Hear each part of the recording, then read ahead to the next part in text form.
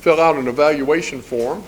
If you'll date it and put your name on it, it'll make it more meaningful for each of the speakers. So I'd like to introduce our first speaker, which is Kristiemarie Rosa. She's overcoming challenges and embracing change with her speech title, The Past Year. Let's welcome Toastmaster Kristiemarie Rosa.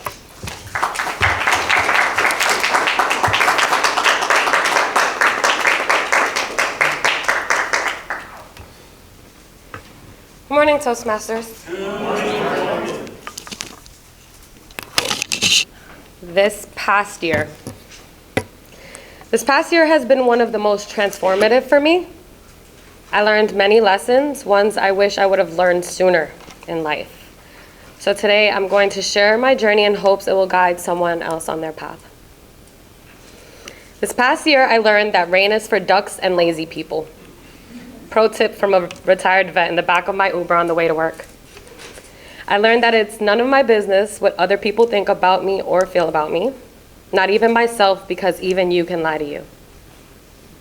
This past year, I struggled to live a life free of substances. At times failing, I learned that I was allergic to alcohol. In AA, that is defined as sensitivity to intake. Every time I drink, I break out in poor decisions. Who would have thought? I learned your mess becomes your message, and the only way out of your mess is to go through it. I learned that I was loved so much more than I realized, and sometimes that's what having a clear mind reveals, that you're not alone.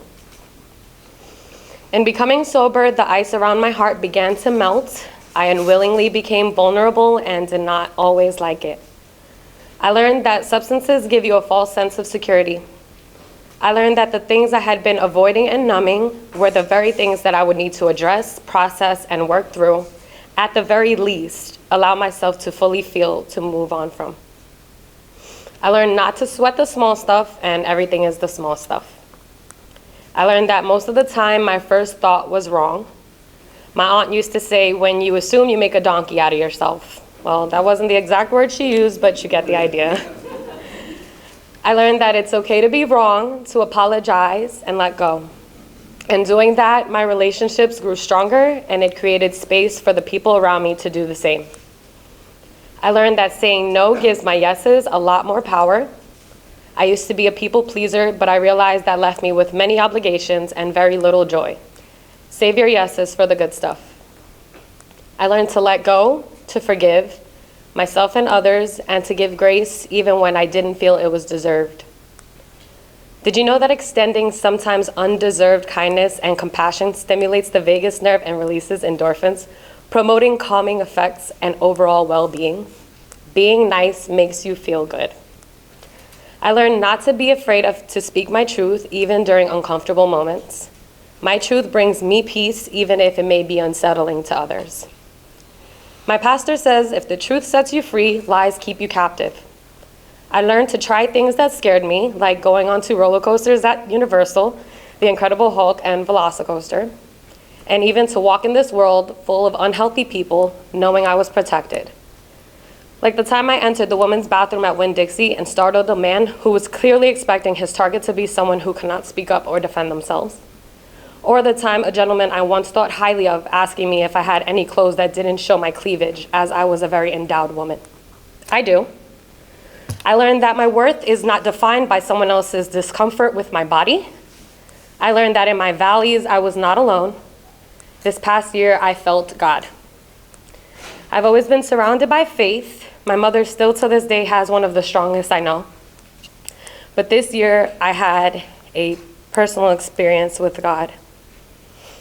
I felt like he was reaching down and intentionally trying to seek me. I'm so sorry, my screen just jumped.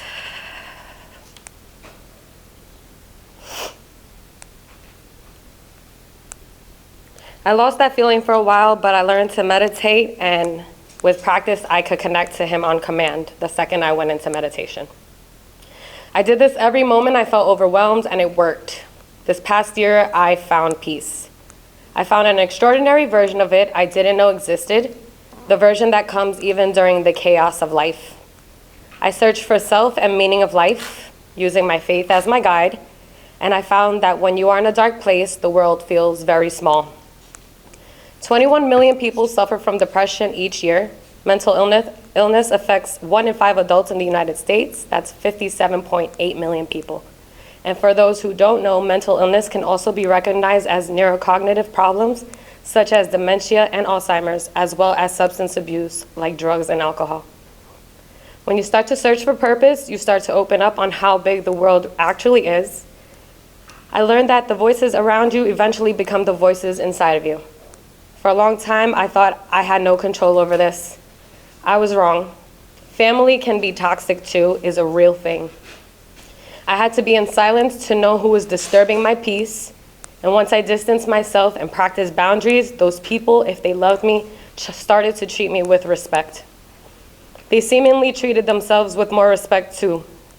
I started to see the people around me changing their ways. In this world, a lot of bad things happen, but a whole lot of beautiful and amazing things happen too. This year, I chose to focus on the good.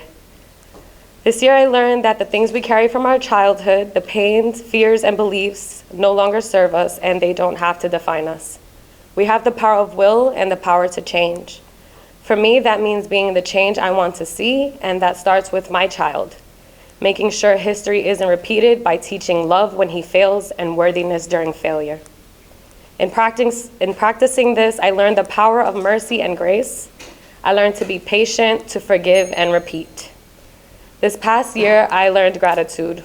Life is full of things to be grateful for, and I'm grateful for Toastmasters and the journey that we've shared, for all that I've gained here, from lifelong lessons to lifelong connections, to the rapport I've built with Amy, Jeff, Therese, Victoria, Garen, Emma, Regina, and every one of you. Thank you for being the ears I needed for extending grace and restoring my belief in the goodness of people. As I make my decision to step away from the club, I carry with me the confidence to continue growing and the gratitude for the things I have found in this space. This year, I'll focus on discovering more about myself, taking with me all that you've so generously given me. Confidence, courage, and compassion. This year, I'll find me. Thank you.